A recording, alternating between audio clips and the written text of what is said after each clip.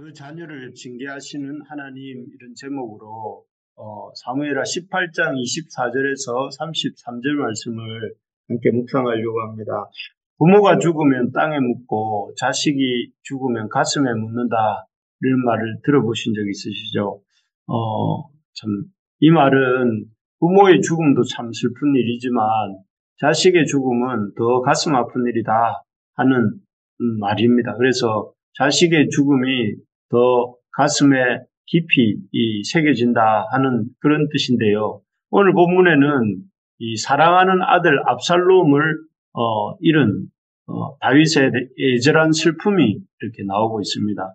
내 아들 압살롬아, 내 아들 압살롬아, 차라리 내가 너를 대신하여 죽었다면 압살롬 내 아들아 하면서 이렇게 울부짖는데 참 그 모습이 얼마나 참 생생하고 애절한지 마치 3000년 전의 이름에도 지금 일이 벌어지고 있는 것처럼 우리에게 와닿는 것 같습니다.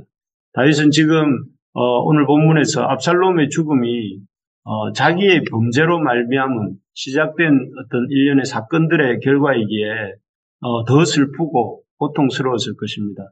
그리고 이 압살롬에게 생전에 잘해주지 못한 것들이 생각나서 또 슬프고 또 무엇보다 비록 압살롬이 반역을 일으켰음에도 다윗은 어찌하든지 한번 이 압살롬을 죽이지 않고 살리려고 애썼습니다. 그렇게 애썼던 아들이 죽었다고 할 때에 참 차라리 내가 대신하여 죽었더라면, 너를 대신하여 죽었더라면 하고 생각할 정도로 더 애달프고 슬펐던 것입니다. 왜 아니겠습니까? 자식을 앞세우고 싶은 부모가 어디 있으며 자식이 비참하게 죽기를 원하는 부모가 어디 있겠습니까? 자식이 잘 되기를 원하고 또 살기를 원하고 어떤 경우에도 죽지 않기를 바라는 이런 마음이 다윗에게 있었기 때문에 더 그랬을 것입니다. 참 이 다윗의 모습을 보면서 참 우리 인생에는 우리 뜻대로 안 되는 일들이 참 많구나 하는 생각을 해봅니다. 너무너무 살리고 싶지만 살릴 수 없는 사람들도 있고 또 너무 잘 키우고 싶은데 잘 키워지지 않는 내 뜻대로 내가 원하는 대로 잘 크지 않는 것 같은 그런 일도 많고 또 너무 참 그렇게 안 했었더라면 하고 싶은 일들이 많은데 그렇게 그렇게 돌이킬 수 없는 일들이 또 너무나 많습니다. 이렇게 보면 우리가 너무나 하고 싶지만 절대로 우리 힘으로 어떻게 할 수 없는 일들이 많고 또 그런 일들에 부딪히게 될 때 우리라는 존재가 피조물이고 피조물로서 한계가 있구나 하는 사실을 인정할 수밖에 없지요. 정말로 우리는 참 한계 안에 있는 그런 피조물이다 하는 생각을 하게 됩니다. 참 이 사실 우리가 하나님이 아니고 우리가 신이 아니고 우리가 어떤 신적 존재가 아니라 참 우리는 하나님의 피조물이고 하나님의 피조물로서 한계가 있다 하는 사실을 인정하고 또 살 때에 그 안에서 우리가 참 하나님의 주권을 인정하고 살아야 된다 하는 생각을 해보게 됩니다. 그렇게 생각해 볼 때 참 우리가 이 땅에서 할 수 없는 것들이 분명히 존재하고 또 그런 것들로 인해서 우리는 우리의 연약함을 볼 수밖에 없고 그렇게 또 우리의 연약함을 보기 때문에 우리가 겸손하게 우리가 살아가야 된다 하는 것들을 생각하게 됩니다. 그런데 이렇게 우리가 우리의 피조물됨을 인정하고 또 하나님의 주권을 의지하면서 살고자 할 때에 그럼에도 불구하고 참 쉽게 받아들이지 않는 것들이 있습니다. 그것은 이 하나님의 징계하시는 하나님이라는 것이죠. 하나님은 이 땅을 사랑의 하나님이시기 때문에 사랑으로 통치하시지만 또 그 사랑이 공의를 수반하는 사랑이기 때문에 우리의 죄를 반드시 우리를 사랑하시지만 우리의 죄는 반드시 다스리십니다. 공의로 다스리십니다. 그래서 요즘 보고 있는 사무엘 하에서도 밧세바 사건 이후 그렇게 사랑하시는 다윗, 그 어떤 사람보다 하나님 마음에 합하다고 하고 또 하나님이 기뻐하신다고 했던 그런 다윗이지만 하나님의 공의로 이렇게 아주 다루고 계시지 않습니까? 여러 가지 참 어려움들을 다윗에게 주시고 또 그 어려움들을 통해서 다윗이 철저하게 자신의 잘못과 또 문제점들을 깨닫게 하시고 있습니다. 이런 하나님의 공의를 이렇게 공의로 다윗을 다루시는 모습을 보면서 물론 이 다윗에게 나타나는 이 하나님의 공의는 심판이기도 하지만 죄에 대한 잘못을 물으시는 심판이기도 하지만 이 하나님의 이 다루심은 공의는 다윗을 향한 공의는 다윗을 살리기 위한 공의이기도 하죠.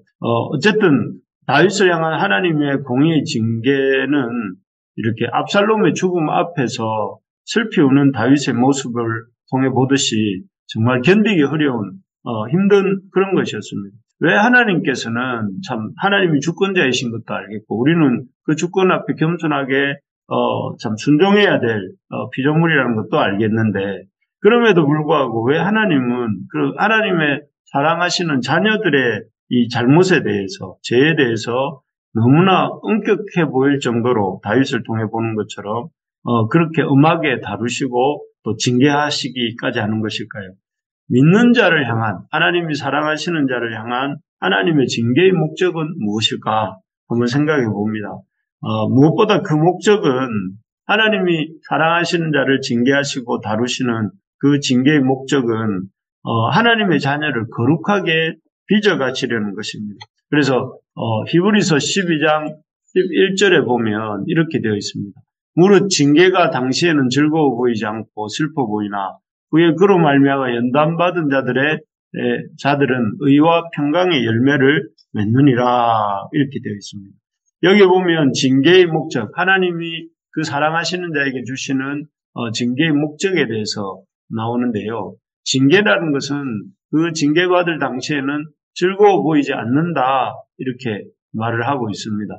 그러나 즐거워 보이지 않고 슬퍼 보이지만 그로 말미암아 징계받는 자를 연단하고 의의 평강한 열매를 맺게 한다 하십니다.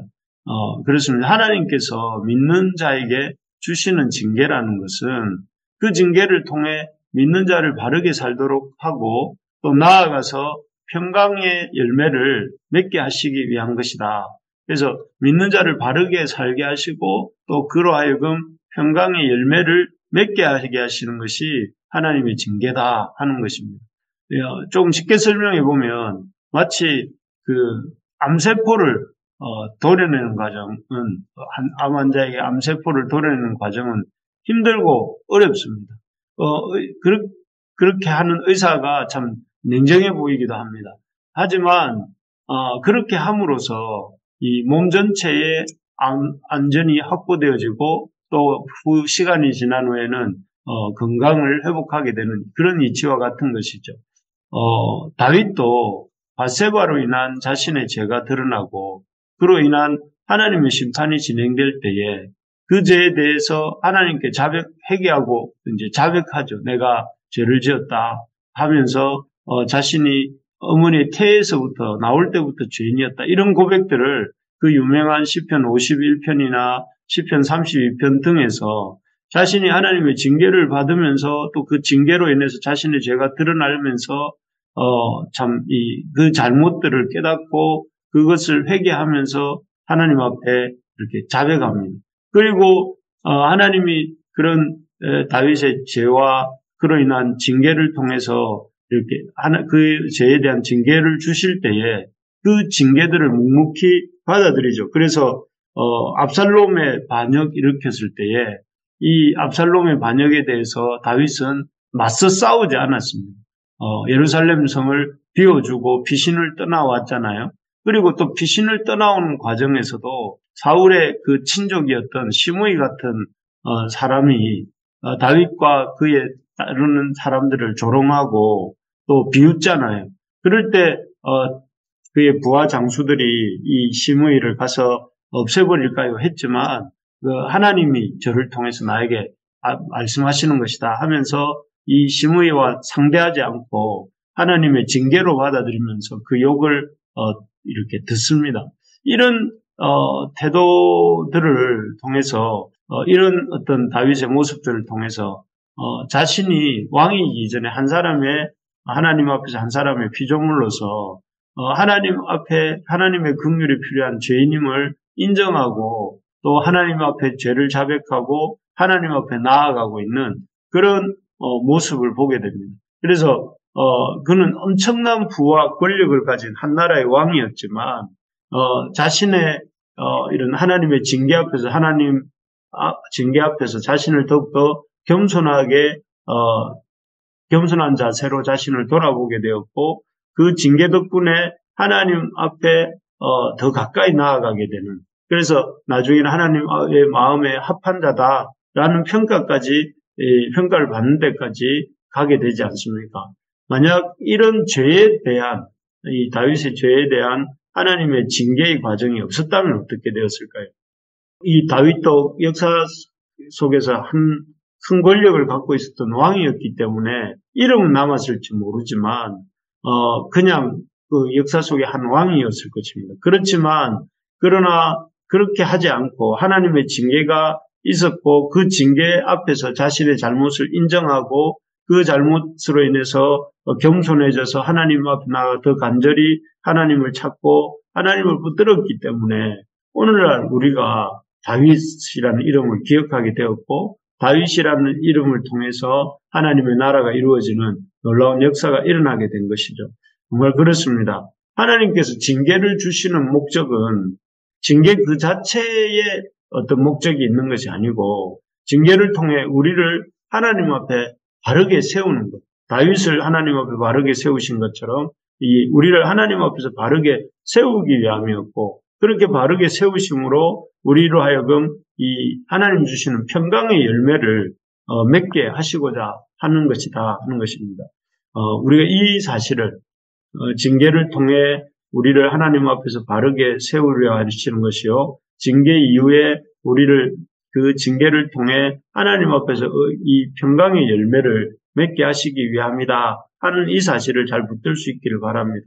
그래서 우리 삶에 있는 크고 작은 우리의 잘못으로 인한 고난들도 있고 우리가 인생이기 때문에 겪는 고난들도 있고 또 그런 여러 가지 고난들과 또 때로는 하나님이 우리를 징계하실 때에 그런 징계와 고난 앞에서 엇나가는 것이 아니라 오히려 이 모든 징계와 고난들이 하나님이 나를 바르게 세우시려는 섭리가 있구나 하는 사실을 기억하면서 그 고난과 징계들을 다윗처럼 달게 받아들이고 또 감당하는 우리가 되기를 소망합니다.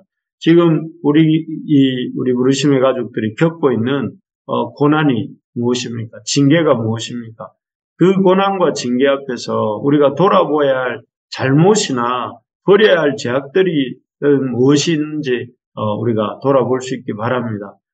그래서 왜 이런 징계를 주시나가 아니라 이런 징계를 통해서 하나님이 나를 어떻게 바르게 세우시려고 하시는데 내가 버려야 될 잘못들이나 또 고쳐야 될 삶의 태도들은 무엇이 있는가 또 내가 가져야 될 삶의 태도들은 무엇이 있는가 생각하면서 하나님 앞에 나아가고자 힘쓰는 우리 모두가 될 수 있기를 바랍니다. 그렇게 할 때 그 고난이 또 그 징계가 하나님 앞에서 오히려 기쁨이 되고 감사의 제목이 되게 될 것입니다.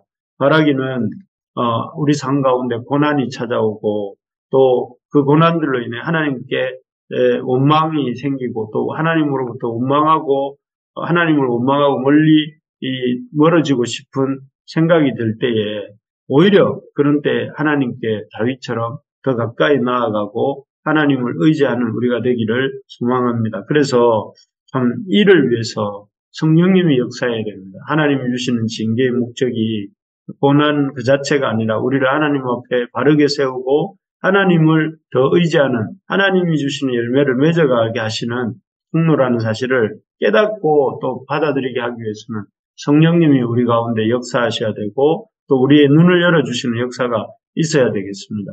이를 위해서 우리 자신을 위해서도 우리 지체들 한 사람 한 사람에게 그런 눈이 열리도록 기도해야 되겠고 또 우리 교회 공동체 안에 모든 지체들이 하나님이 주시는 고난과 징계를 이상한 것처럼 여기지 아니하고 그 고난과 징계 속에서도 우리 자신을 돌아보고 우리 자신을 더욱더 바르게 세우시려고 하는 하나님 뜻이 있다는 사실을 깨닫고 하나님을 의지하면서 더 겸손하게 행하는 우리 모든 부르심의 식구들 또 가족들 또 우리 자신이 되게 해달라고 되게 해주시기를 간절히 소망합니다.